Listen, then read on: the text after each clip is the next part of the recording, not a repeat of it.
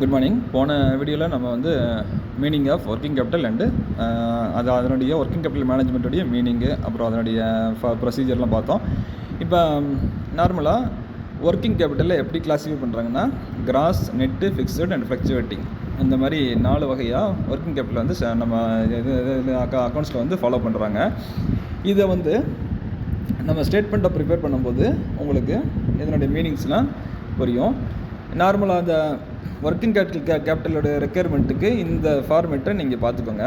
Current assets minus current liabilities. நார்மலாக நம்ம first வீடியோவில் சொன்ன மாதிரி ஒர்க்கிங் கேபிட்டல் அப்படின்னா அந்த கம்பெனியுடைய கரண்ட் அசெட்ஸ் மைனஸ் கரண்ட் லைபிலிட்டிஸு.